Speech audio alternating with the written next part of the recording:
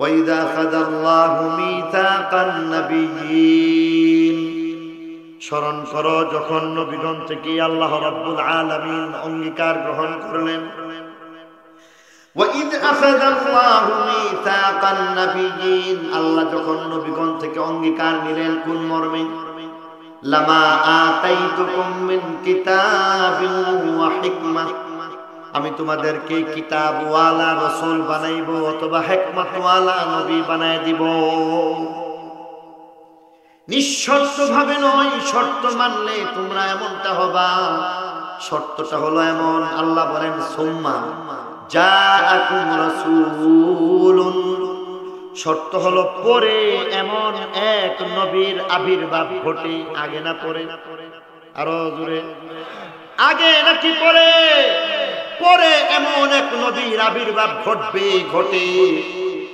মুসাদ্দিকুল lima মাআকুম, তোমাদের সাথে যা কিছু আছে তার সত্যায়নকারী হইবেন তিনি। নবুয়ত, রিসালাত, শরীয়ত, আসমানি কিতাব, তোমাদের নবুয়ত সবকিছুর সত্যায়নকারী হইবেন। মুসাদ্দিকুল লিমা মাআকুম, এমন নবীর ব্যাপারে শর্ত মানো। শর্তটা হলো লাতুমিনুন্না বিহি ওয়া লাতানসুরুন্নাহু, অবশ্যই অবশ্যই সেই নবীর প্রতি তোমরা ঈমান আনবে, অবশ্যই অবশ্যই তোমরা সেই নবীকে সাহায্যকারী হয়ে যাবে। নবীর প্রতি ঈমান আনা মানে নবীরে নবী মানা, ঠিক না? লাতুমিনুন্না বিহি, অবশ্যই অবশ্যই তার প্রতি তোমরা ঈমান নিয়ে আসবা, মানে তাকে নবী মানবা। ওয়া লাতানসুরুন্নাহু, এবং তাকে সাহায্য করবা। মানো নাকি মানো না বলো। আল্লাহ এবার নিজেই বলতেছেন কাল, মানে আল্লাহ বলছেন আকরারতুম, স্বীকার করো কিনা বলো। শুধু স্বীকার করলে হবে না। ওয়া আখাযতুম আলা যালিকুম ইসরি, মজবুত একটা অঙ্গীকার করো নাকি করো না বলো। সকলেই এবার বললেন কালু আকরারনা, আল্লাহ তোমার দেওয়া স্বীকারোক্তি আর অঙ্গীকারের ব্যাপারে আমরা রাজি হয়ে গেলাম। আল্লাহ বলেন তৃতীয় ব্যবস্থা গ্রহণ করো। কালা ফাশহাদু, এত বড় ঐতিহাসিক একটা বিরাট ঘটনার জন্য সাক্ষী বানাও, সবাই সাক্ষী হয়ে দাও। আদম তোমার সাক্ষী, বাকি সকল রূহ। মুসা নবীর সাক্ষী, বাকি সকলের সকল রূহ। ঈসা নবী তোমার সাক্ষী, বাকি সকল রূহ। ঈসা নবী শেষ নবীকে নবী মানছো, অঙ্গীকার করে বলেছো শেষ নবীর উপস্থিতিতে তুমি উম্মতি, আর তিনি হইবেন নবী। আল্লাহ এবার বলেন সাক্ষীর পরিশিষ্ট হলো ওয়া আনা মাআকুম মিনাশ শাহিদিন, আমি আল্লাহ নিজেও একজন সাক্ষী হয়ে গেলাম। বলি সুবহানাল্লাহ। মজলিস এবার কমপ্লিট হয়ে গেল। মহান আল্লাহ এবার বললেন যাও, অসুবিধা নাই, আগের মজলিসে তোমরা যেমন বালা বলেছো, আমার সেই ওয়াদা বাস্তবায়ন এমন ভাবেই আমি যেমন দুনিয়ার মধ্যে করে চলছি, ঠিক তেমনি ভাবেই আজকে এই মজলিস শেষে তোমাদের জন্য আশ্বস্ত করলাম, দুনিয়ার মধ্যে তোমরা যখন যাবা, জন্মগ্রহণ করবা, 40 বছর বয়স হয়ে গেলে তোমরা সকলেই নবী এবং রাসূল হয়ে যাইবা।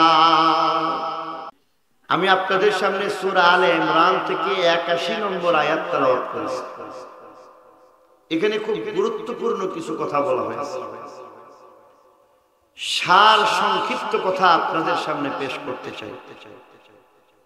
আমরা জানি যে রূহ জগতের মধ্যে আল্লাহ রাব্বুল আলামিন একটা অঙ্গীকারের মজলিস নিয়েছেন, কায়েম করেছেন, যেখানের মধ্যে আল্লাহ রাব্বুল আলামিন সবাইকে ডেকে সম্বোধন করে বলেছেন আলাস্তু বিরাব্বিকুম, আমি কি তোমাদের মাবুদ, কথাটা মানো? সবাইকে যখন আল্লাহ এমন ভাবে জিজ্ঞাসা করেছেন তখন আমরা সবাই বলেছি ভালা, যার অর্থ দাঁড়াইতেছে যে অবশ্যই অবশ্যই আপনাকে মাবুদ হিসাবে মানবে। এখানে সকল প্রকারের মখলুক ছিল, 18,000 প্রকারের মখলুক বলা হয়। মতান্তরে 40,000, মতান্তরে 80,000, মতান্তরে 87,000 প্রকারের মখলুক। এর মধ্যে এক প্রকারের মখলুক হইল মানুষ, এক প্রকারের মখলুক ফেরেশতা, এক প্রকারের মখলুক জিন জাতি। এমনকি চন্দ্র, সূর্য, গ্রহ, তারা, নক্ষত্র, গ্যালাক্সি, গ্যালাক্সি গুচ্ছ, আরশ, কুরসি, লৌহ, কলম, জান্নাত, জাহান্নাম সব আল্লাহর মখলুক। এই সকল প্রকারের সকল সদস্য আদি থেকে অন্ত পর্যন্ত সবাই ছিল। আল্লাহ সবাইকে বলেছেন আলাস্তু বিরাব্বিকুম, আমরা সবাই বললাম বালা, আল্লাহ তুমি আমাদের মাহবুব। আল্লাহ বলেন আমাকে মাহবুব যারা মানছো, স্বীকৃতি দিছো, তাদের প্রতি আমার একটা ওয়াদা, আমি আল্লাহ রাব্বুল আলামিন ধাপে ধাপে তোমাদের সবাইকে সৃষ্টি করব। আল্লাহ রাব্বুল আলামিন সেই ওয়াদা ধাপে ধাপে এই পর্যন্ত শুধু রক্ষা করেছেন এমন না, বরং এই সৃষ্টির ওয়াদা করেই যাচ্ছেন। পৃথিবী ছিল না, এখন আছে। আমরা ছিলাম না, আমাদেরকে আল্লাহ সৃষ্টি করেছেন। বরং কিয়ামত পর্যন্ত আল্লাহ সকল প্রকারের মখলুককে ধাপে ধাপে সৃষ্টি করে যাচ্ছেন। কারণ আল্লাহর ওয়াদা, আমাকে মাহবুব মানছো, আমাকে খালেক বা স্রষ্টা মানছো, আমি তোমাদেরকে সৃষ্টি করব। রূহ জগতের এই একটা অঙ্গীকারের মজলিসকে উলামায়ে কেরাম বলেন, তার নাম দিলেন মিসাক আলা রুবুবিয়্যাহ, রবকে রব হিসাবে মানার অঙ্গীকারের মজলিস। এই মজলিসে সকলেই মাহবুবকে মাহবুব মানছে, এই মজলিসে সকলেই খালেক আল্লাহকে স্রষ্টা হিসাবে মেনে নিয়েছে। আল্লাহ ওয়াদা বাস্তবায়ন করেই যাচ্ছে। কোরআনে পাকের মধ্যে এমন অঙ্গীকারের মজলিস যা রূহ জগতের মধ্যে হয়েছিল অন্তত 2টা অথবা 3টা পাওয়া যায়। এই মজলিসের পরে আরো একটা মজলিস রূহ জগতের মধ্যে হয়েছে। রূহ জগতের মধ্যে দ্বিতীয় যে মজলিসটা হয়েছে, এতে সবাই ছিল না, এখানে খুব অল্প সংখ্যক মানুষ ছিল। আল্লাহ রাব্বুল আলামিন এই হাজার হাজার লক্ষ লক্ষ কোটি কোটি মখলুকের মধ্য হইতে আল্লাহ বাছাই করছেন, নির্বাচন করছেন। আমাদের দেশেও নির্বাচন হয়ে গেল। এই এলাকার সম্ভবত সুখন সাহেব, মঈন সাহেব, এটা কি সরাইলে বসছে? তো ধরেন সরাইলের একজন মঈনুদ্দিন মঈন সাহেব, উনি সরাইলের এমপি হয়ে সংসদে গেছেন। প্রত্যেকটা থানা লেভেল থেকে একজন একজন এমপি হয়েছেন। মোটামুটি 300 মানুষ সেই সংসদ ভবনে গেছে। বাংলাদেশের জনসংখ্যা 300 না 20 কোটি, 20 কোটির মধ্যে মাত্র 300 মানুষ সেখানে গেছে। এটা একটা বিশেষ একটা মজলিস। এই মজলিসে সবাই যাইতে পারে না। এখানে মন্ত্রী, এমপি তারা যাবেন, রাষ্ট্রপতি যাবেন, প্রধানমন্ত্রী যাবেন, ঠিক কিনা? ঠিক তেমনি ভাবে আল্লাহ তাআলা এই বিরাট একটা বাছাইয়ের মাধ্যমে চূড়ান্ত পর্যায়ে আল্লাহ ছোট্ট একটা দলকে নির্বাচন করেছেন। প্রাথমিক বাছাইয়ের মধ্যে আল্লাহ তাআলা জড় পদার্থ সহ সবকিছুকে বাতিল করে দিয়েছেন, যেমন জমিন, আসমান, চন্দ্র, সূর্য, জান্নাত, জাহান্নাম, এগুলি আল্লাহর মখলুক। তবে এগুলি মানুষের মতো প্রাণ নাই। প্রাণ আছে কিন্তু মানুষের মতো নাই। গাছ গাছালি বাতিল, পাহাড় পর্বত, চন্দ্র, সূর্য, গ্রহ, তারা, নক্ষত্র, এগুলিকে আল্লাহ বাতিল করছে। আবার বাছাইয়ের মাধ্যমে আল্লাহ তাআলা যত জীবজন্তু প্রাণী আছে তাদেরকেও বাতিল করছেন। সাপ, বিচ্ছু, গরু, ছাগল, ভেড়া, মহিষ, কুত্তা, বিলাই যা আছে সব বাতিল। আবার বাছাইয়ের মাধ্যমে আল্লাহ তাআলা ফেরেশতাদেরকেও বাতিল করছেন। আবার বাছাইয়ের মধ্যে আল্লাহ তাআলা জিন জাতিকেও বাদ করছেন। আসলে কথা লম্বা হয়ে যায় বলে শুধু বোঝানোর জন্য বললাম, বাছাই করতে করতে, ছান বান করতে করতে এক প্রকারের মানুষ, মখলুক, আশরাফুল মখলুকাত, মানব জাতিকে আল্লাহ নির্বাচন করছেন। মানুষের মধ্যে আল্লাহ তাআলা আবার বাছাই শুরু করেছেন। সেখানের মধ্যে বেদিন কাফের যারা, তারা বাতিল হয়ে গেছে। ইমানদারদের মধ্যে আবার যাচাই বাছাই করে করে নারী সমাজকে বাতিল করে দিলেন। আবার বাছাই করে আল্লাহ তাআলা ঈমান আছে আমল নাই তাদেরকে বাতিল করলেন। আবার বাছাই করে আল্লাহ রাব্বুল আলামিন এমন কি যারা নেককার, এমন কি ওলি আবদাল গাউস কুতুব পর্যায়ের যারা আছেন তাদেরকেও বাতিল করে 1,24,000 রূহ অথবা 2,24,000 রূহকে আল্লাহ তাআলা চূড়ান্ত ভাবে বাছাই করেছেন। এই 2,24,000 মতান্তরে 1,24,000 রূহকে আল্লাহ তাআলা একত্রিত করে ওই সংসদ ভবনে দাওয়াত করেছেন। সুবহানাল্লাহ। এমপিরা কই গেছে? সংসদ ভবনে গেছে না? এমন ভাবে আল্লাহ রাব্বুল আলামিন চূড়ান্ত পর্যায়ে, আমাদের তো মাত্র 20 কোটি মানুষের মধ্যে হইতে থেকে 300, আর বর্তমান বিশ্বের সব মানুষকে হিসাব করলে প্রায় 800 কোটি মানুষ আছে। শুধু বর্তমান বিশ্বের মধ্যে যদি মানুষের হিসাব করা হয় তাহলে 2 লাখ মানুষ খুব বেশি না, ঠিক কিনা বলে? 1,24,000 অথবা 2,24,000 মানুষের রূহকে আল্লাহ একত্রিত করে খাস একটা মসজিদ আল্লাহ কায়েম করেছেন। আল্লাহ বলেন সেখানের মধ্যে সভাপতি, বক্তা, শ্রোতা, প্রধান মেহমান সবই লাগবে। এই কারণে আল্লাহ রাব্বুল আলামিন সেই বিরাট মজলিসের মধ্যে সভাপতির দায়িত্ব আল্লাহ নিজেই নিছেন, যে বলেন যে আজকে এই বিরাট মজলিসের সভাপতি আমি আল্লাহ। সভাপতি আল্লাহ, সাথে সাথে আল্লাহ তাআলা নিজেই বক্তার দায়িত্ব পালন করতেছেন। মাঝে মধ্যে অনেক বক্তা, বড় আলেমকে সভাপতি যেমন দেওয়া হয়, বক্তাও তিনি হয়ে যান। কথার কথা ধরেন আমাদের জামিয়া ইউনিভার্সিটির মুহতামিম সাহেব হুজুর দামাত বারাকাতুহু, আজকেও যে মাহফিল থেকে আসছি তিনি সভাপতি, আবার তিনি বয়ানও করছেন। তাহলে বোঝা গেল সভাপতিও কখনো কখনো বক্তব্য দেয় নাকি দেয় না। ঠিক তেমনি ভাবে আল্লাহ রাব্বুল আলামিন নিজেই সভাপতি, আল্লাহ নিজেই বক্তা। এখন থেকে যে কথাগুলি বলতেছি মনে না রাখলে পরের কথা বুঝছেন না। এবার বলেন সভাপতিকে, বক্তাকে, শ্রোতা হইল 1 লক্ষ অথবা 2,24,000 রূহ। এখানে একজন প্রধান অতিথির দরকার, মেহমান দরকার। আল্লাহ বলেন আজকের এই বিরাট রূহ জগতের যে বিশাল একটা খাস মজলিস হইতেছে, স্পেশাল একটা মজলিস, এই খাস মজলিসের প্রধান অতিথি হইলেন শেষ নবী। প্রধান অতিথিকে এই কথাগুলি না মুহাম্মদ রাসূলুল্লাহ আমি বলতে চাই না, আমি বলি শেষ নবী। এর মধ্যে আরো কথা আছে। প্রধান অতিথিকে বলেন কে? সভাপতি। বক্তাকে? বক্তাও আল্লাহ, সভাপতিও আল্লাহ।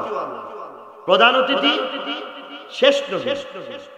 বক্তার জন্য একটা বিষয়বস্তু লাগে, কোন একটা বিষয়ের উপর কথাবার্তা বলা লাগে। বিষয়বস্তু আল্লাহর পক্ষ থেকে বলে দেওয়া হয়েছে।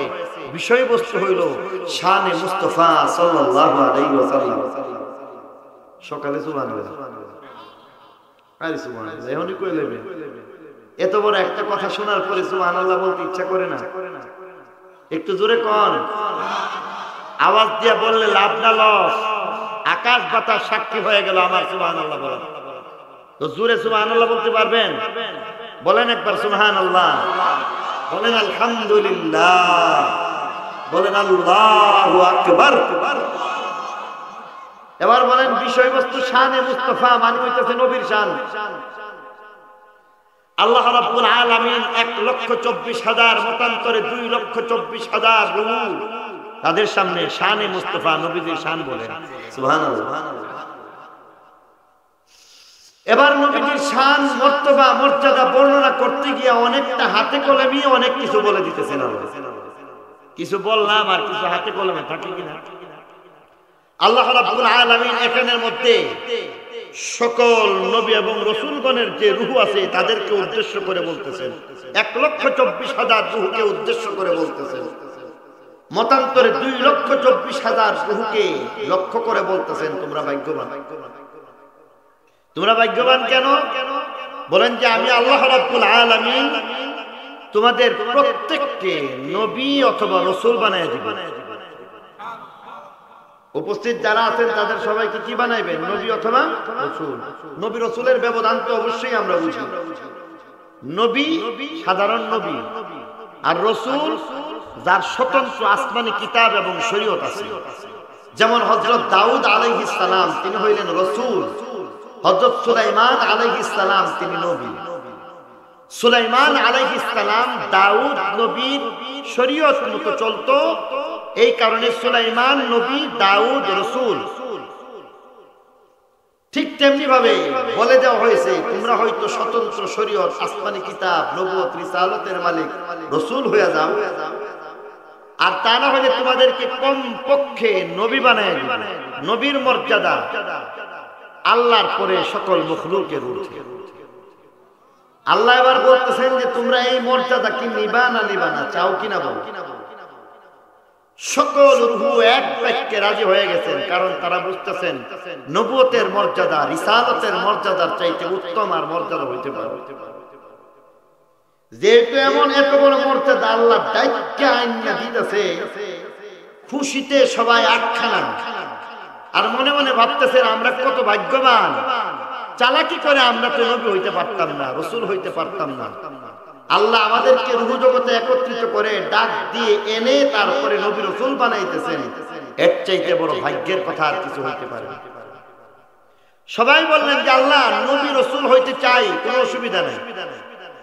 আল্লাহ বলেন যদি নবী এবং রাসূল হইবার অনন্য মর্যাদা লাভ করতে চাও, তাহলে একটা শর্ত মানলে নবী রাসূল হয়ে যাবে, আর একটা শর্ত যদি না মানো তাহলে তোমাদের ক্ষেত্রে আমার কোনো ওয়াদা নাই। শর্ত মানবা নবী রাসূল হয়ে যাইবা, নাকি বলছেন নবী রাসূল হয়ে গেছো? শর্ত মানলে, ঠিক কিনা? শর্ত মানলে নবী রাসূল কোনখানে হবে? দুনিয়াতে যখন তুমি যাইবা, বয়স যখন তোমাদের 40 বছর পূর্ণ হয়ে যাবে, 40 বছর পূর্ণ হয়ে যাওয়ার পরে তোমাদেরকে প্রত্যেককে নবী এবং রাসূল বানায় দিবে। আমি বারবার কথাগুলি এই জন্য বলি, বুঝার জন্য, পরবর্তীতে কথাগুলি কাজে লাগবে। বলুন তো দেখি, ওনাদের সবাইকে নবী রূহ জগতে বানাইছে নাকি আশ্বাস দিছে দুনিয়াতে গেলে নবী? আশ্বাস দিছে। আশ্বাস দিছে না? বলছে যে ভবিষ্যতে তোমরা নবী হইবা। বানাইছে। এখন যে আলোচনা চলতেছে, যেখানের মধ্যে আল্লাহ রূহ জগতের মধ্যে কথাবার্তা বলতেছেন, সেখানে এই রূহ যারা আছেন তারা কি নবী হইছে না হইব? মনে রাখবেন। আল্লাহ রাব্বুল আলামিন এবার বলতেছেন একটা শর্ত মানলে তোমরা দুনিয়াতে নবী এবং রাসূল হয়ে যাইবা। আমি নবী রাসূল বানাইবার আশ্বাস দিলাম, এখনো বানাই নাই। শর্ত একটা মানবা কিনা বলেন যে এক শর্ত কেন, 1000 শর্ত মানতে রাজি আছে। বলেন কি শর্ত মানতে? আল্লাহ রাব্বুল আলামিন এবার বলতেছেন যে শর্ত খুব বেশি কিছু না, আজকের যিনি প্রধান অতিথি তার ব্যাপারে একটা শর্ত মানবা। প্রধান অতিথি কে? ভুলে গেছে? প্রধান অতিথি কে আবার বলেন? সভাপতি, বক্তা। সভাপতি যিনি, তিনি বক্তা, সেই আল্লাহই বলতেছেন আজকের প্রধান অতিথির ব্যাপারে শর্ত মানো। প্রধান অতিথি কে? শ্রেষ্ঠ। আল্লাহ বলতেছেন যে এই শ্রেষ্ঠবীর একটা গুণ তোমাদের সামনে বলতেছে, যার আবির্ভাব দুনিয়ার মধ্যে হবে সকল নবী রাসূলগণের পরে। সকল নবী রাসূলগণ যখন দুনিয়া থেকে বিদায় নিয়ে যাবেন, তারপরে শেষ নবী দুনিয়াতে আসবেন। বুঝে থাকলে বলুন তো দেখি, আদম নবীর উপস্থিতিতে শেষ নবী আসবেন না সবার পরে? ঈসা নবী যখন দুনিয়াতে থাকবেন তখন কি নবীজি আসবেন না তিনি চলে যাওয়ার পরে? সকল নবী এবং রাসূলগণ যখন দুনিয়া থেকে বিদায় নিয়ে যাবেন তখন শেষ নবী দুনিয়াতে আসবেন। বরং আমরা দেখেছি হযরত ঈসা আলাইহিস সালামের কম পক্ষে 5 শতাধিক বছর পরে নবীজি দুনিয়াতে আসছেন। ফখরে বাঙ্গালকে দেখছেন? কথা কোন? আপনি দেখছেন? হ্যাঁ, মাশাআল্লাহ। ফখরে বাঙ্গালকে এখানে আমরা কেউ দেখি নাই। অর্থাৎ ফখরে বাঙ্গাল যখন দুনিয়া থেকে বিদায় নিয়ে গেছেন তখন সিবগাতুল্লাহর অনেক পরে সিবগাতুল্লাহর জন্য। তাহলে এবার ঠিক তেমনি ভাবে সকল নবীগণ যখন দুনিয়া থেকে বিদায় নিয়ে গেছেন এরপরে শেষ নবী দুনিয়াতে আসবেন। সেই শেষ নবীর ক্ষেত্রে তার কিছু যিনি কিনা সকলের পরে আসবেন তার কিছু গুণাবলী আছে। সেই শেষ নবীর 1 নম্বর গুণাবলী হবেন তিনি তো সকলের পরে আসবেন। 2 নম্বর গুণ হইবেন তিনি সকলের পরে আসলেও পূর্ববর্তী যত নবী এবং রাসূল আছেন তাদের সকলকে সত্যায়ন করবেন। আমরা বাংলা আরবিতে বলি তাসদিক করা, তাসদিক করবেন, মানে নেবেন। অর্থাৎ তিনি বলবেন আদম থেকে নিয়ে হযরত ঈসা আলাইহিস সালাম পর্যন্ত যত নবী এবং রাসূল ছিলেন তারা সবাই সত্য। যত নবী এবং রাসূলের উপরে আসমানি কিতাব যা ছিল সব সত্য, তাদের সকলের শরীয়ত সত্য। অর্থাৎ আদম থেকে নিয়ে হযরত ঈসা আলাইহিস সালাম পর্যন্ত যত নবী রাসূল আসছেন, যত আসমানি কিতাব নিয়ে আসছেন, যত নবুয়ত রিসালাত নিয়ে আসছেন, যত শরীয়ত নিয়ে আসছেন, তোমাদের তাদের ব্যাপারে তোমাদের কাছে তোমরা যখন এই নবুয়ত প্রাপ্ত হয়ে যাইবা, তোমাদের নবুয়তকেও তিনি স্বীকৃতি দিবেন যে তোমরা সত্য নবী, তোমরা কোনো ভুল না। এটা তার একটা গুণ হবে। এমন একজন নবীর আবির্ভাব আবারও বলেন আগে হবে না পরে হবে? পরে হবে, সকলের পরে। সবাই যখন বিদায় নিয়ে আসবেন তখন এই নবী যখন আসবেন তার ব্যাপারে তোমাকে একটা শর্ত পালন করতে হবে। শর্তটা কি? বলেন যে সত্য হচ্ছে উনাকে যদি তোমরা পাও তাহলে তিনি নবী। এটা মানো কিনা? সুবহানাল্লাহ কইতেন না? অর্থাৎ সবাই যদি আমাদের নবীজিকে পান তাহলে সবাই এক বাক্যে আমার নবীকে তারাও নবী মানতে বাধ্য হয়ে যাবে। বলো তোমরা সেই নবীকে পাইলে নবী হিসাবে মানবা কি মানবা না? এটাই শর্ত। যদি শেষ নবীকে নবী হিসাবে মানতে রাজি হয়ে দাও তাহলে আমি আল্লাহ রাব্বুল আলামিনের ওয়াদা, দুনিয়াতে যাইবা 40 বছর বয়স হইব তোমরা সবাই নবী রাসূল হয়ে যাবে। এবার বলো শেষ নবীকে পাইলে নবী হিসাবে মানবা কিনা, ঈমান আনবা কিনা? বলো। যদি এই ঈমান আনার সত্য মানতে রাজি থাকো, নবী মানার সত্য মানতে রাজি থাকো, তাহলে আমি আল্লাহর পক্ষ থেকে ওয়াদা, দুনিয়াতে নবী এবং রাসূল হয়ে যাই। সবাই তখন এক বাক্যে রাজি হয়ে বলেন আল্লাহ শেষ নবীকে যদি পাইলে, উনাকে নবী মানলে, আর আমরা যদি তার উম্মত হয়ে যায়, এটা করতে যদি পারি, তাহলে যদি আমরা প্রত্যেকেই নবুয়তের মর্যাদা লাভ করতে পারি, এর চাইতে ভাগ্যবান আর কিছু হইতে পারে না। অতএব এই সত্য মানলাম। সবাই কি বললেন? সত্য মানছে না মানছে না? আল্লাহ এবার বলতেছেন যে দুনিয়া হইল দারুল আসবাব, দুনিয়া একটা সিস্টেমে চলে। দুনিয়ার একটা সিস্টেম হইতেছে এমন যে একজন মানুষ বিবাহ করবে, তারপরে সন্তান হবে। আর আল্লাহর কুদরত হইতেছে বিবাহের দরকার নাই, এমনি সন্তান দিবে। ঠিক কিনা বলেন? কিন্তু আল্লাহ কি বিবাহ ছাড়া কাউকে কোনোদিন সন্তান দেয়? ঠিক তেমনি ভাবে আল্লাহ রাব্বুল আলামিন বলতেছেন যে তোমাদেরকেও দুনিয়ার কিছু নিয়ম নীতি আর সিস্টেমের মধ্যে আসতে হবে।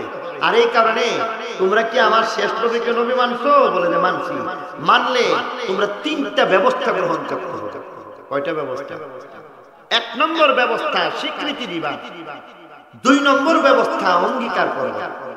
স্বীকৃতি আর অঙ্গীকারের বিষয়টা একটু বুঝাই।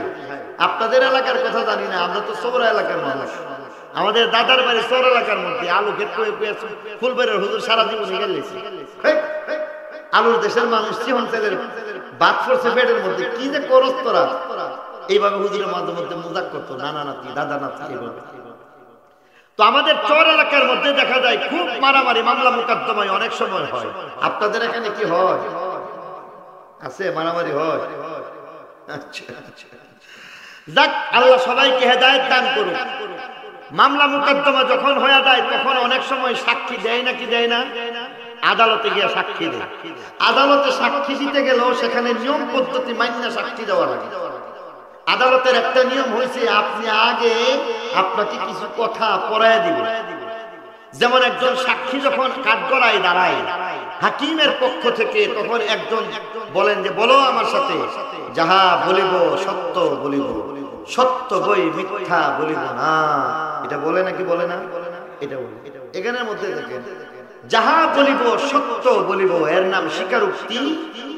সত্য বই মিথ্যা বলিব না, তার নাম অঙ্গীকার। আল্লাহ রাব্বুল আলামিন ব্যবস্থা কয়টা নিতে বললেন? 3টা ব্যবস্থা। 1 নম্বর নবীকে নবী হিসাবে স্বীকারোক্তি দিয়ে দাও, অর্থাৎ উনি আসলে ওনাকে পাইলে উনি নবী। আবার অঙ্গীকার করো তার উপস্থিতিতে আমরা উম্মত, আমরা নবী না। এই একটা অঙ্গীকার যদি করো, স্বীকারোক্তি যদি দিয়ে দাও, তাহলে দিয়ে দাও।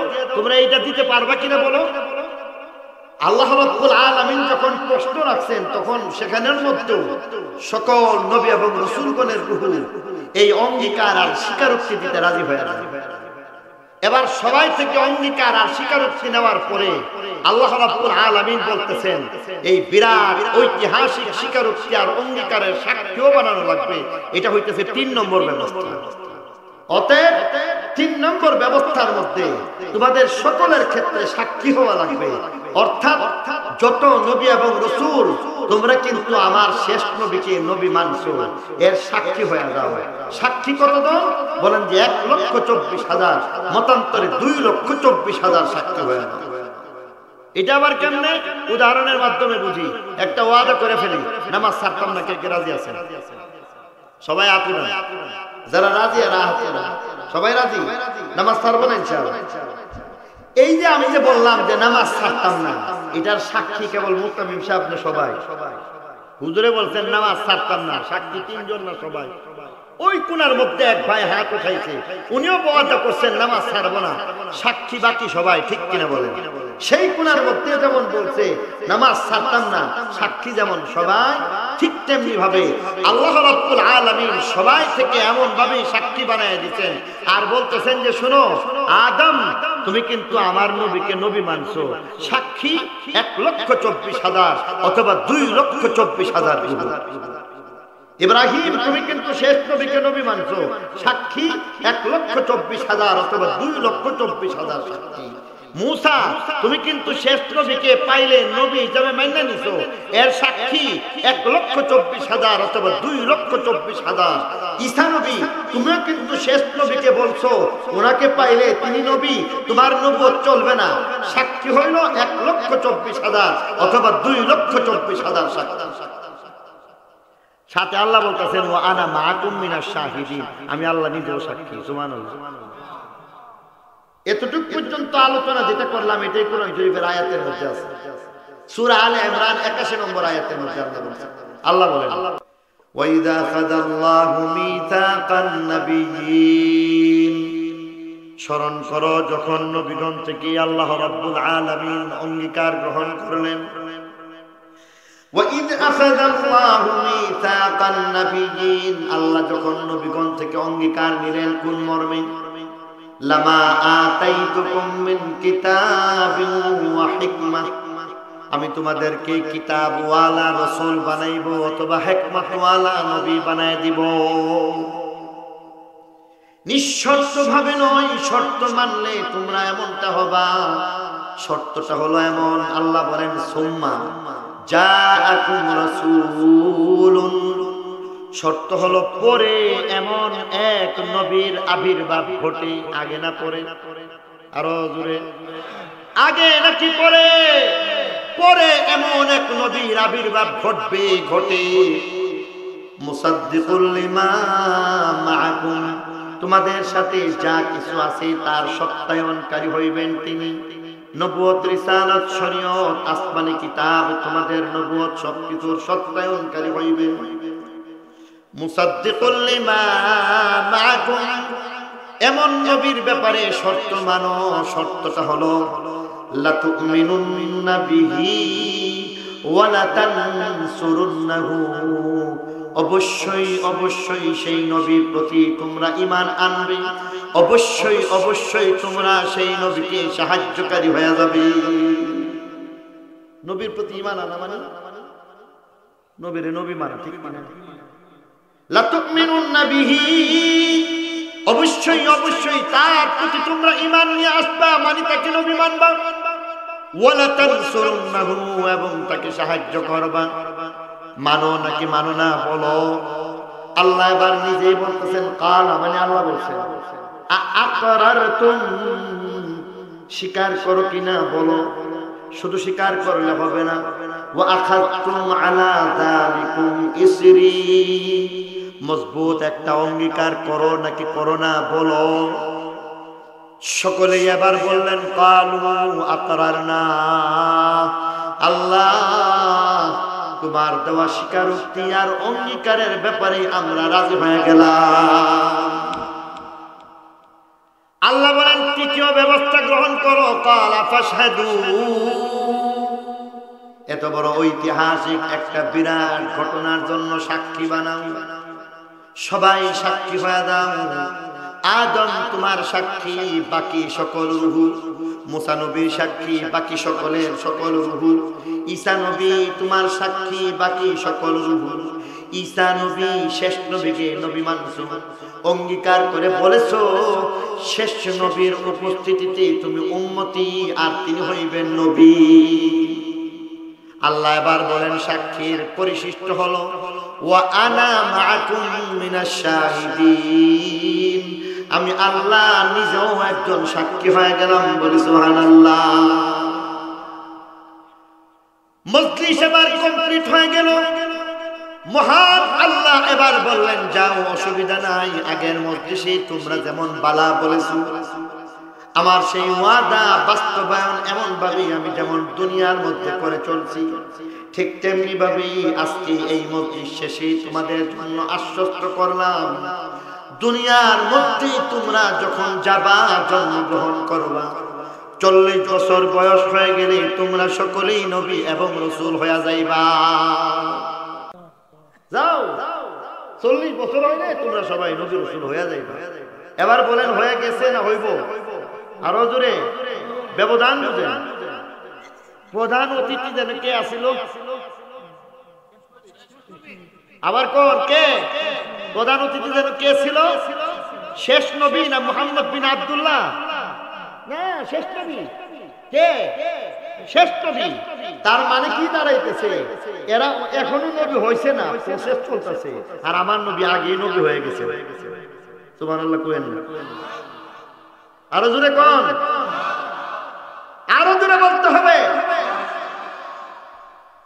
এই কারণে আল্লাহ নবী ফরমান আনা নবিয়্যুন ওয়া আদম বাইনাল মা'i ওয়াত তিন, আমি তখনই নবী যখন আদমের অস্তিত্বই ছিল না। সুবহানাল্লাহ। তার মানে হইতেছে রূহ জগতে উনারা নবী হন নাই, বরং আশ্বাস পাইছেন, আর রূহ জগতের মধ্যে আমার নবী নবী হয়ে গেছে। সুবহানাল্লাহ। একটা ব্যবধান বললাম, আরেকটা ব্যবধান বুঝেন। আদম আলাইহিস সালাম শেষ নবীকে নবী মানলে নবী, শর্ত মানলে নবী, শর্ত না মানলে এমন কোন কথা আছে নবী হইব? শর্ত মানো নবী হয়ে যাবে, শর্ত না মানলে নবী নাই। আমার নবীর ব্যাপারে কোনো শর্ত নাই, এমনি নবী। সুবহানাল্লাহ।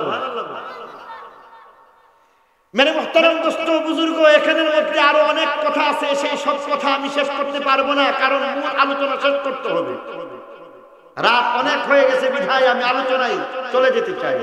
এখানে একটা কথা আছে, একদিক থেকে আমার নবী আপনার নবী নিঃশর্তভাবে নবী হয়ে গেছেন, পক্ষান্তরে 1 লক্ষ অথবা 2 লক্ষ নবী এবং রাসূল তারা বংশই দিয়ে নবী হয়েছে। সুবহানাল্লাহ। কোন না করে এইবার আশ্চর্য লেগে বংশই দিতে না, বংশই দিয়ে নবী হয়েছে, আর আমার নবীজি বংশই দেওয়া লাগে। আল্লাহ বলেন আমি মাহবুব, নবী আপনি মাহবুব। সুবহানাল্লাহ। আমি মাহবুব, আপনি মাহবুব। এবার একটা বিরাট সমস্যার মধ্যে পড়ে গেল। একটু আগে কিন্তু বারবার একটা কথা আপনাদেরকে দিয়ে পড়াইছি আমি, সবাই দুনিয়া থেকে যখন বিদায় নেবেন তখন শেষ নবী আসবেন না সবার আগে? সবাই বিদায় হওয়ার পরে না? এখন আল্লাহ এই অঙ্গীকার নিলেন কেন?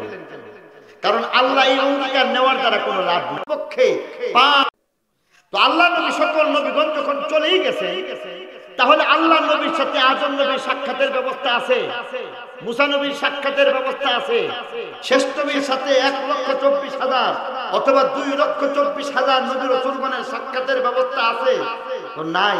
তাহলে তার মানে দাঁড়াইতেছে একটা অঙ্গীকার তো আল্লাহ নিছে, কিন্তু সেই অঙ্গীকার তো বাস্তবায়নের কোনো ব্যবস্থা দেখি না। ঠিক কিনা বলেন? তাহলে আল্লাহ এই অঙ্গীকার নিলেন কেন? নেওয়ার দ্বারাতে কোনো লাভ নাই, ফাইতো না, নবী ওমানুন লাগতো না। তাইলে আল্লাহ এমনটা নিলেন কেন? আল্লাহ তো আহকামুল হাকিমিন, ফিউলুল হাকিম লা ইয়াখলু আনিল হিকমা। আল্লাহর কাজ তো হিকমত থেকে খালি হইতে পারে না। তাহলে আল্লাহ এটা নিছেন যে অবশ্যই কারণ আছে। কারণটা কি এটা বুঝতে হবে।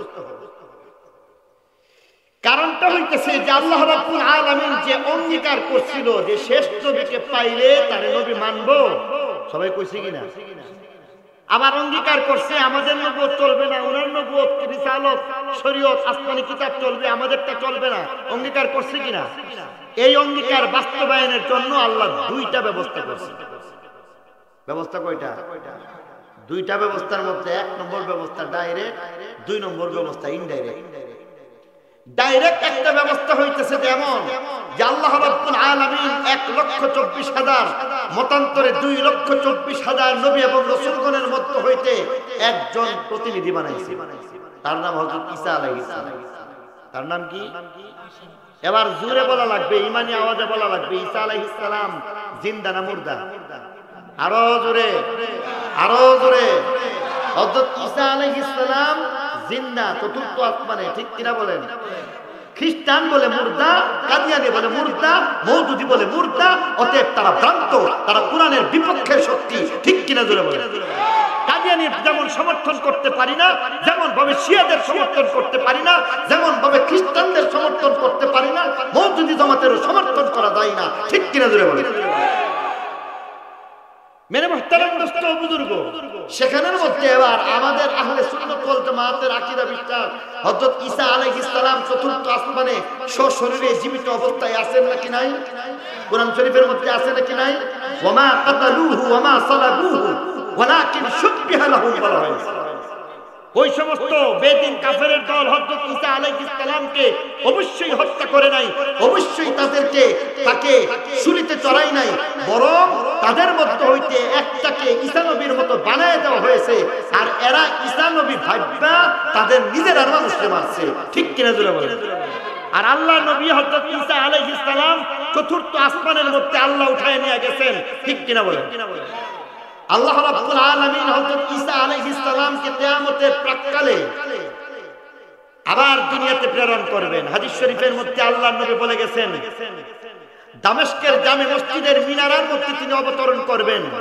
দুইজন ফেরেশতার কাঁধে ভর দিয়া সবুজ রঙের দুইটা চাদর পরিহিত অবস্থায়, মাথার চুলের গুড়া দিয়া টপ টপ করে পানি পড়তেছে এমন অবস্থায় তিনি সেখানের মধ্যে দামেস্কের জামে মসজিদের মধ্যে যখন অবতরণ করবেন, ইমাম মাহদী আলাইহিস সালাম সিঁড়ি লাগাইয়া দিবেন। তিনি সেখান থেকে নামবেন, নামার পরে স্বাভাবিক জীবন যাপন করবেন, স্বাভাবিকভাবে মৃত্যুবরণ করবেন, স্বাভাবিকভাবে তার কবর হয়ে যাইবে। বর্তমান মদিনা শরীফের রওজে পাকের পার্শ্বের খালি যে জায়গা রয়েছে সেখানের মধ্যে তার কবর হয়ে যাইব, ঠিক কিনা জোরে বলেন? বলুন তো দেখি, কিয়ামতের আগে উনি যে আসবেন, নবী না রাসূল না উম্মত? আরো জোরে কোন? নবী রাসূল না উম্মত? আরো জোরে, আরো জোরে। জোর হলো না? তাহলে বোঝা গেল তিনি নবী না উম্মত? অর্থাৎ 1,24,000 মতান্তরে 2,24,000 নবী এবং রাসূলগণের পক্ষ থেকে হযরত ঈসা আলাইহিস সালামকে প্রতিনিধি বানাইছেন। তারা বলছিলেন শেষ নবীকে পাইলে, শেষ নবীর শরীয়ত পাইলে, শেষ নবীর আসমানি কিতাব পাইলে আমাদের নবুয়ত চলবে না, আমাদের রিসালাত চলবে না, আমাদের শরীয়ত চলবে না, আমাদের আসমানি কিতাব চলবে না। আজকে সেই অঙ্গীকার বাস্তবায়নের জন্য হযরত ঈসা আলাইহিস সালাম আসছেন।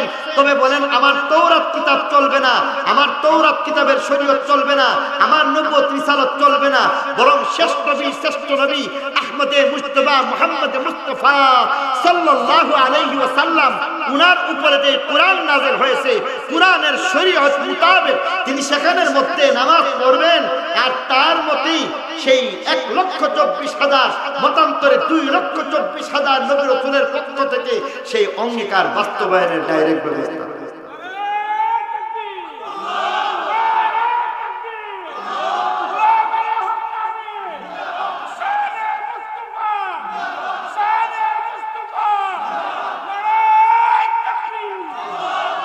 মেরে মুহতারাম দোস্ত বুজুর্গ, এবার একটা উদাহরণ দিই। বলতে পারেন উনি তো একা, এবার বলুন 2 গ্রাম লাগছে ঝগড়া। ধরেন জয়দুরকান্দি, আরেকটা তো তেলিকান্দি আছে কাছাকাছি, একবার গেছিলাম তেলিকান্দি কাছাকাছি না? ধরে নেন জয়দুরকান্দি আর তেলিকান্দি কাজে লাগছে। ঝগড়া লাগার পরে এমপি মহোদয় মঈনুদ্দিন মঈন সাহেব বলছেন তোমরা 2 গ্রামের সবাই সরাইল বাজারে সবাই সারা আমার গ্রামের মানুষ কেমনে যাবো? জয়দুরকান্দির মানুষ সবাই পয়সা বলছে আমাদের গ্রাম থেকে 3 জন নেতা গুছে 3 জন মানুষকে পাঠিয়ে দেবো। তেলিকান্দির থেকে বলতেছেন, তারাও বসছেন বসে বলতেছেন যে 3 জন আমাদের পুরা গ্রামের পক্ষ থেকে পাঠিয়ে দেবো। 3 জন 6 জন সরাইল এমপি সাহেবের কার্যালয়ে গেল। এবার বলুন তো দেখি 3 জন 6 জন গেছে না পুরা 2 গ্রাম গেছে? যেমন ভাবে প্রতিনিধি বানাইলে যেমন 3 জনের দ্বারা পুরা গ্রাম যাওয়া হয়ে যায়, ঠিক 1,24,000 মতান্তরে 2,24,000 নবী রাসূলগণের প্রতিনিধি হযরত ঈসা আলাইহিস সালাম মানা সবারই মানা হয়ে গেছে, ঠিক কি না? তাহলে একটা ডাইরেক্ট ব্যবস্থা হলো, আরেকটা কইলাম ইনডাইরেক্টের ব্যাপারটা হলো রজব মাস। সুবহানাল্লাহ। সেখানে খুব সংক্ষিপ্ত ভাবে একটু বলতে চাই, এই রজব মাসের মধ্যে আল্লাহ রাব্বুল আলামিন আমার নবী, আপনার নবী, শ্রেষ্ঠ নবী আহমদে মুজতবা মুহাম্মদ মুস্তাফা সাল্লাল্লাহু আলাইহি ওয়াসাল্লামকে দাওয়াত দিয়েছেন। বন্ধু, আমার বাড়িতে দাওয়াত। আল্লাহ দাওয়াত দিয়েছেন নাকি দিয়েছেন না? লম্বা ঘটনা বলা উদ্দেশ্য নয়। উনি আবার সফর মক্কা শরীফ থেকে শুরু করছেন ফিলিস্তিনের বাইতুল মুকাদ্দাস, সেখানের মধ্যে গিয়ে যাত্রা বিরতি দিয়েছেন। সেখানে যখন যাত্রা বিরতি দিলেন, যাত্রা বিরতি দেওয়ার পরে সেখানের মধ্যে আল্লাহ নবী ফরমান, এখানে বুরাক অবতরণ করলো। জিবরাইল আমিন আঙ্গুল দিয়ে খুঁচা দিছে আর পাথরটা ছিদ্র হয়ে গেছে, আর বুরাকরে বাঁধলো। বাঁধার পরে সেখানে তিনি বাইতুল মুকাদ্দাসে প্রবেশ করতে শুরু করলেন। দেখতেছেন কে যেন আযান দিতে শুরু করলো। একজন আযান দিলেন আর কাতারে কাতারে হাজার মানুষ কাতারবন্দী হয়ে দাঁড়িয়ে গেছে। কাতারে কাতারে যখন হাজার মানুষ দাঁড়ায় গেছে, আল্লাহ নবী ইমাম সাহেবের পিছনে গিয়ে দাঁড়াইছেন। আল্লাহ নবী তালাশ করতেছেন এবার বিরাট জমাতের মধ্যে নামাজ কে পড়াইবে। ডানে বামে তাকাইতেছেন, জিবরাইল আমিন মাঝখান থেকে ওনাকে ধরে বলতেছেন, ইয়া রাসূলুল্লাহ, আপনি নামাজ পড়াইবেন। আল্লাহ নবী 2 রাকাত নামাজ পড়াইছেন, নামাজের সালাম ফিরাইছেন। নবীজি যখন আল্লাহ নবী যখন 2 রাকাত নামাজের সালাম ফিরাইছেন, জিবরাইল আমিন তখন জিজ্ঞাসা করতেছেন, ইয়া রাসূলুল্লাহ, ইয়া হাবিবাল্লাহ, আজকে যে আপনি ইমাম হইছেন, আপনার মুসল্লি চিনেননি? বলেন যে আমি চিনব কেমন করে, আমি ভিনদেশী মুসাফির, আর জীবনও বাইতুল মুকাদ্দাসে আসি না। হাজার মানুষ, লক্ষ মানুষকে আমার চিনবার কোনো ব্যবস্থাই নাই, তুমি বলে তারা কে ছিলেন? হযরত জিবরাইল আমিন এবার বলতেছেন, উনি হইলেন তারা হইলেন হযরত আদম আলাইহিস সালাম থেকে নিয়ে হযরত ঈসা আলাইহিস সালাম পর্যন্ত 1,24,000 মতান্তরে 2,24,000 নবী এবং রাসূল, তারা সবাই আজকে মুসল্লি, আর আপনি তাদের ইমামতি করে আপনি হয়ে গেলেন ইমামুল আম্বিয়া ওয়াল মুরসালিন। আচ্ছা, এবার বলুন তো দেখি, হযরত আল্লাহ নবী ইমামুল আম্বিয়া ওয়াল মুরসালিন, এখানের মধ্যে 1 নম্বরে তো সকল নবীদের নবী হয়েই গেছে, আর বলা লাগে? এরপর আর একটু বলি, আল্লাহ নবী এখানের মধ্যে যখন নামাজ পড়াইতেছেন, সেখানের মধ্যে দাউদ নবী ছিলেন নাকি ছিলেন না? দাউদ নবীর উপর জবুর কিতাব নাযিল করা হয়েছিল। দাউদ আলাইহিস সালাম জবুর কিতাবের হাফেজ অবশ্যই, ঠিক কিনা বলেন? তাহলে দাউদ নবী ছিল, দাউদ নবীর কিতাব ছিল। মুসা নবী ছিলেন, মুসা নবীর তাওরাত কিতাব ছিল। ঈসা নবী ছিলেন, ঈসা নবীর ইনজিল কিতাব ছিল। ইব্রাহিম নবী ছিলেন, তার সহিফা ছিল। মুসা নবী ছিলেন, তার সহিফা ছিল। সকল নবী এবং রাসূল ছিলেন, তাদের সকলের আসমানি কিতাব ছিল। কিন্তু আজকে আল্লাহ নবী তাওরাত কিতাবকে পালন করতে হয় না, বরং তাওরাত কিতাব মনসুখ হয়ে গেছে। তাওরাতের নবীর নবুয়ত বাতিল হয়ে গেছে। জবুর কিতাব মনসুখ হয়ে গেছে। জবুর কিতাবের যার উপর নাযিল হয়েছে দাউদ নবীর নবুয়ত বাতিল হয়ে গেছে। ইনজিল কিতাব মনসুখ হয়ে গেছে। ঈসা আলাইহিস সালামের নবুয়ত বাতিল হয়ে গেছে। তাদের রিসালাত বাতিল হয়ে গেছে, তাদের শরীয়ত বাতিল হয়ে গেছে। আল্লাহ নবী কুরআন মোতাবেক, কুরআনের শরীয়ত মোতাবেক, নিজের নবুয়ত রিসালাত মোতাবেক 2 রাকাত নামাজ কুরআন শরীফের তেলাওয়াতের মাধ্যমে তিনি এমন ভাবে যখন 2 রাকাত নামাজ পড়লেন, অন্য সবাই যার যার শরীয়ত বাদ দিয়া আমার আপনার নবীর নবুয়ত মান্না, রিসালাত মান্না, শরীয়ত মান্না উম্মতি হইতে বাধ্য হয়ে গেছে। এবার হইছেনি মেরে মুহতারাম দোস্ত বুজুর্গ, তাহলে বোঝা গেল এমন শ্রেষ্ঠ নবীর শ্রেষ্ঠ উম্মতে আমরা হয়ে গেছি। শ্রেষ্ঠ নবীর শ্রেষ্ঠ উম্মত হয়ে আমরা খুশি না বেদা? রাত মোটামুটি 11:30 হয়ে গেছে। সংক্ষিপ্ত আলোচনা এখানেই শেষ করলাম। এই কারণেই আল্লাহ বলতেছেন স্মরণ করো, নবীর মর্যাদাটা বোঝার চেষ্টা করো। আল্লাহ রাব্বুল আলামিন রজব মাসের মধ্যে কি ধরনের মর্যাদা দিবেন, রূহ জগতের মধ্যে কি ধরনের মর্যাদা দিবেন। আল্লাহ বলেন ওয়াইদা খাযাল্লাহু মিতাকান নাবিয়্যিন লামা আতাইতুকুম মিন কিতাবিন ওয়া হিকমাহ সুম্মা জাআকুম রাসূলুম মুসাদ্দিকুল লিমা মাআকুম لتؤمنن به ولتنصرنه قال أأقررتم وأخذتم على ذلكم إصري قالوا أقررنا قال فاشهدوا وأنا معكم من الشاهدين যা কিছু বললাম আল্লাহ আমাদের সকলকে বুঝার তৌফিক দান করুন। একটা ওয়াদা হয়ে দাও, নামাজ ছাড়তাম না। সবাই রাজি? হাতটা আল্লাহরে দেখাই দেন না, কষ্ট করে আল্লাহরে দেখাইবেন, আল্লাহ খুশি হয়ে যাবে। আল্লাহ এই মাহফিলকে কবুল করে নে, আল্লাহ এই মাদ্রাসাকে কবুল করে নে। আমি জানি এই গ্রামে শতাধিক উলামায়ে কেরাম, হাফেজে কোরআন তো অনেক আছে, তালিবুল ইলমের তো হিসাবই নাই। সেখানের মধ্যে আমি টুটা ফুটা কিছু কথা বললাম, এর মধ্যে আল্লাহ তাআলা বরকত দান করুক। ভুল ত্রুটিগুলিকে আল্লাহ মাফ করে অত্র এলাকার জিন্দা মুর্দা